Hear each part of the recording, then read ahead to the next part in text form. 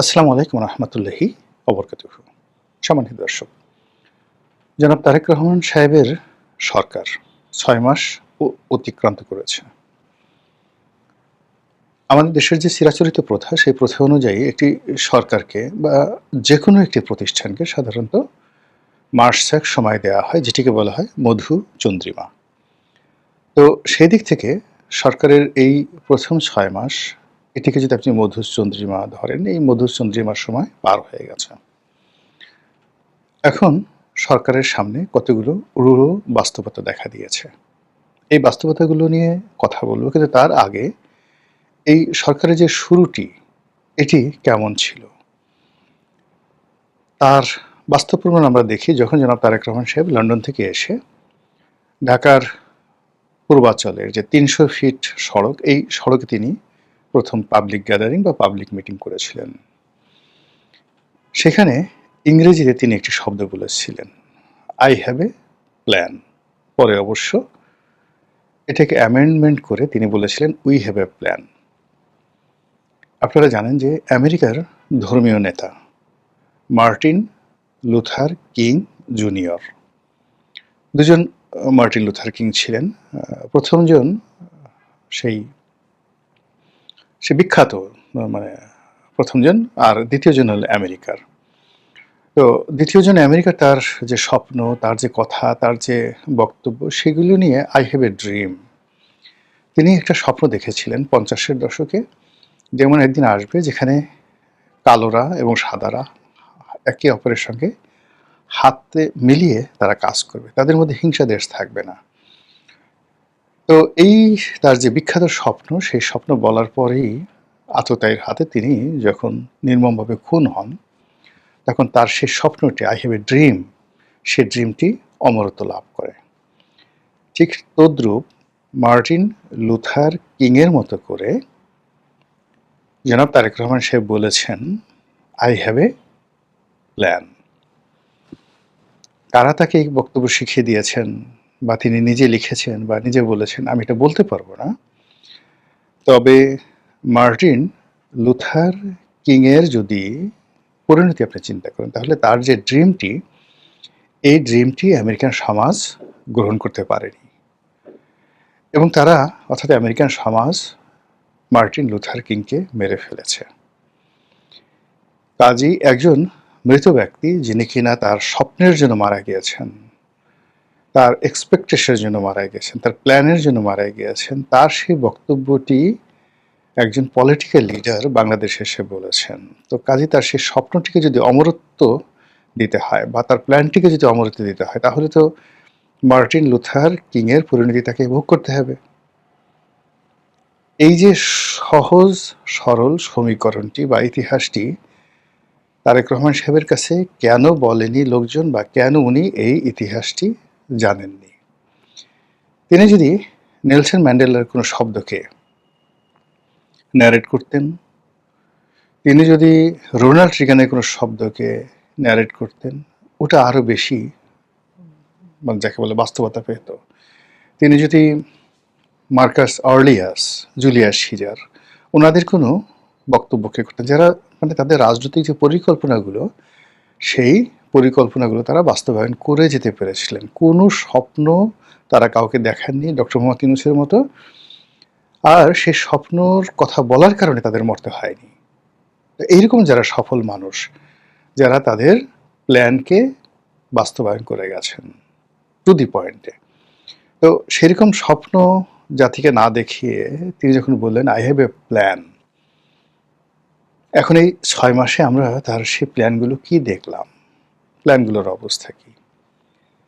তিনি সেই তার আই হ্যাভ এ প্ল্যান বা উই হ্যাভ এ প্ল্যান, এরপরে তার সরকার ক্ষমতায় এলো।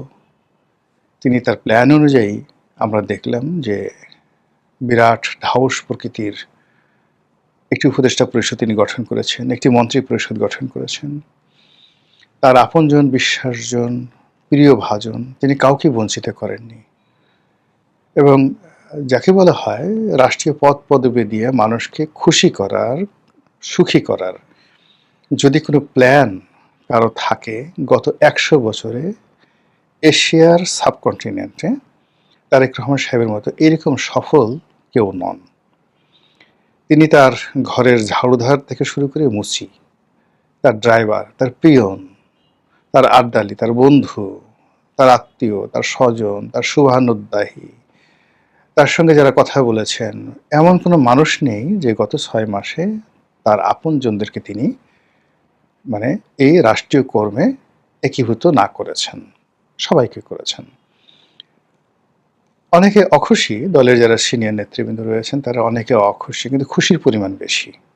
তার দলের যারা লোকজন আছে সবাইকে তিনি সেই বিভিন্ন কর্পোরেশনে নিয়োগ দিয়েছেন, বিভিন্ন সিটি কর্পোরেশনের প্রশাসক হিসেবে নিয়োগ দিয়েছেন, তারপরে বিদেশের রাষ্ট্রদূত হিসেবে নিয়োগ দিয়েছেন, প্রেস সেক্রেটারি হিসেবে, প্রেস সচিব হিসেবে, প্রেস মিনিস্টার রূপে, মানে এ যাবৎকালে যে কত হাজার বিএনপি নেতাকর্মীদেরকে বিভিন্ন পলিটিক্যাল পোস্টে দেশে দেশের বাইরে নিয়োগ দিয়েছেন তার কোনো ইয়াত্তা নেই। ইফ ইট ইজ প্ল্যান, এটা যদি তারেক রহমান সাহেবের প্ল্যান হয় তাহলে আমি বলবো তাকে ১০০-তে ১০০ নম্বর দেওয়া যাবে।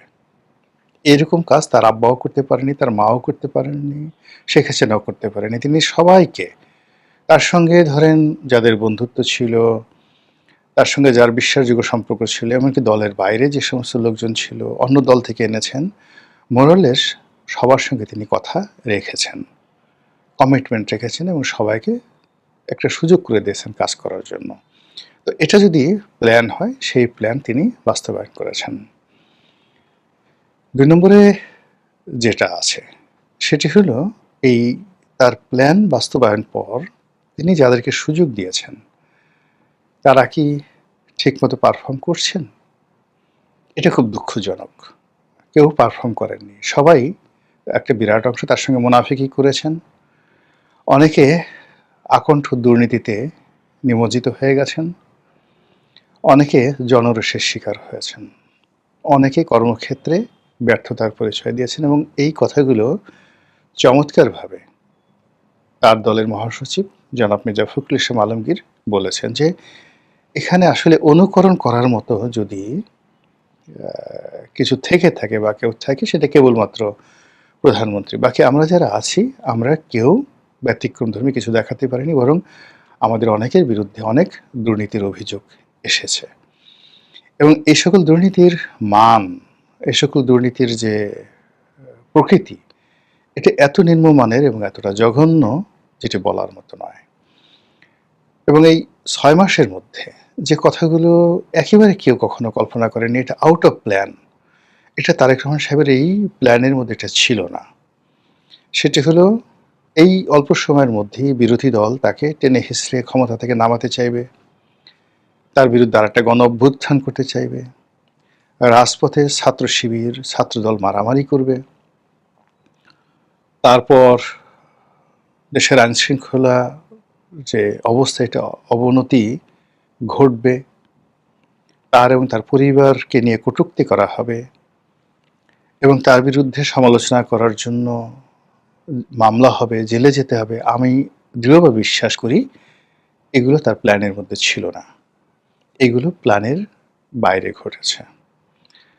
ফলে কি হলো, তার যে নিজস্ব প্ল্যান আছে সেই প্ল্যান এবং প্ল্যানের বাইরে যা কিছু ঘটছে এই দুয়ে মিলে সরকারের সমস্ত কর্মকাণ্ডে স্থবিরতা তৈরি করে ফেলেছে।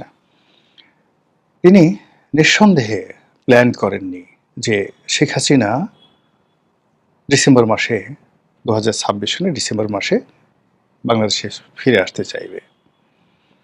তিনি অবশ্যই তার প্ল্যানের মধ্যে এটা অন্তর্ভুক্ত করেননি যে এত দ্রুত ৬ মাসের মাথায় গিয়ে তার মন্ত্রী পরিষদের একটা বিরাট অংশকে তাকে বাদ দিতে হবে। এরা অনেকে ক্যান্সারের মতো হয়ে গেছে। এদেরকে যদি তিনি কন্টিনিউ করেন তাহলে তার ইমেজ থাকবে না। আবার তিনি যদি তাদেরকে বাদ না দেন তাহলেও তার সরকারের কাজের গতি আসবে না। এটা তার প্ল্যানের মধ্যে ছিল না। তিনি হয়তো চিন্তা করেছেন যে তিনি কাজের একটা মূল্যায়ন করবেন, অনেককে শাসন করবেন, অনেককে সতর্ক করবেন, কিন্তু মানে অবশ্যই কি দালালি, টাউটারি, বাটপারি এমন পর্যায়ে যে স্বয়ং প্রধানমন্ত্রী মঞ্চে থেকে প্রধানমন্ত্রী তার মন্ত্রীদেরকে তিনি বলতে বাধ্য হচ্ছেন যে আপনার আমার সঙ্গে যে প্রাইভেট কথাটা হয়েছে এটা এখানে বলবেন না, আপনার তেল দেওয়ার দরকার নাই। তিনি স্লোগান বন্ধ করার জন্য তার দলের লোকজনদেরকে বলছেন, তোমরা যদি আবার স্লোগান দাও তাহলে তোমরা গুপ্ত। এই জিনিসগুলো তার প্ল্যানের মধ্যে অবশ্যই ছিল না। এখন এই যে তার সরকারের যে ৬টি মাস চলে গেল, হানিমুন পিরিয়ড চলে গেল, এই হানিমুন পিরিয়ডে আমরা যে জিনিসটা দেখলাম যে সরকারের মধ্যে খুব পাওয়ারফুল হয়ে পড়েছে, অতিমাত্রা আনটাচেবল। এরকম অন্ততপক্ষে ১ ডজন মন্ত্রী, এমপি, উপদেষ্টা আছেন, যাদের সংখ্যা কম করলে ১২ জন। কেউ তাদেরকে একটা টাস্ক করবে, তাদেরকে নিয়ে একটা কথা বলবে, এটা কেউ কল্পনা করতে পারছে না। আমরা দেখতে পাচ্ছি যে প্রধানমন্ত্রী এবং তার পরিবারকে গণতান্ত্রিক রীতিনীতির বাইরে গিয়ে তাকে একজন সুপারম্যান বানানো, তাকে একজন অলি আল্লাহ বানানো, গাউস কুতুব বানানো, এমনকি শেখ হাসিনার চাইতে তাকে পাওয়ারফুল বানানোর জন্য তার দলের মধ্যে এক শ্রেণীর লোক রীতিমতো চক্রান্ত শুরু করেছে, এবং এতে করে তার যে সর্বনাশ হয়েছে, সেই সর্বনাশ থেকে বের হওয়ার মতো কোনো প্ল্যান এখনো পর্যন্ত তিনি পেশ করেননি। তো আই হ্যাভ এ প্ল্যান, একটা সিঙ্গেল, এটা হলো সিঙ্গুলার নাম্বার। এখন সেই সিঙ্গুলার নাম্বারের যে প্ল্যান, সেটা হতে পারে যে তিনি দেশের কল্যাণ করতে চান, দেশের উপকার করতে চান, তার দেশপ্রেমে উদ্বুদ্ধ, এবং সেটার সাবসেকশনে গিয়ে এ বি সি ডি আরও অনেক কিছু হতে পারে। কিন্তু গত ৬ মাসে এমন কতগুলো সমস্যা তৈরি হয়েছে যেগুলো তার প্ল্যানের মধ্যে ছিল না। ডক্টর ইউনূসকে নিয়ে যে সমস্যা তৈরি হয়েছে, ভারতের সঙ্গে যে সমস্যা তৈরি হয়েছে, পাকিস্তানের সঙ্গে যে সমস্যা তৈরি হয়েছে, চীনের সঙ্গে সমস্যা, এমনকি আমেরিকার সঙ্গে সমস্যা, এই সমস্যাগুলো তার প্ল্যানের মধ্যে ছিল না। এইগুলোকে নিয়ে এখন তার নতুন প্ল্যান করতে হবে। তিনি অনেককে রিক্রুট করেছেন স্নেহের বশে, ভালোবেসে, আবেগের বশে। কিন্তু এই রিক্রুটমেন্টগুলো, সেই রিক্রুটমেন্টগুলো ভালো হয়নি, এবং সেই লোকগুলো আসলে প্রধানমন্ত্রীর ইমেজ রক্ষা হবে, বিএনপির উপকার হবে, দেশের উপকার হবে, সরকারের উপকার হবে, এইরকম ঠিক জনকল্যাণমূলক কোনো কাজ, এরকম জনকল্যাণমূলক কোনো পরিকল্পনা কিংবা জনতুষ্টিমূলক কোনো পরিকল্পনা কেউ করতে পারেননি। তার রিক্রুটকৃত যে সমস্ত লোকজন, যাদেরকে তিনি রিক্রুট করেছেন, প্রায় সবাই ইমেজ হারিয়ে ফেলেছেন।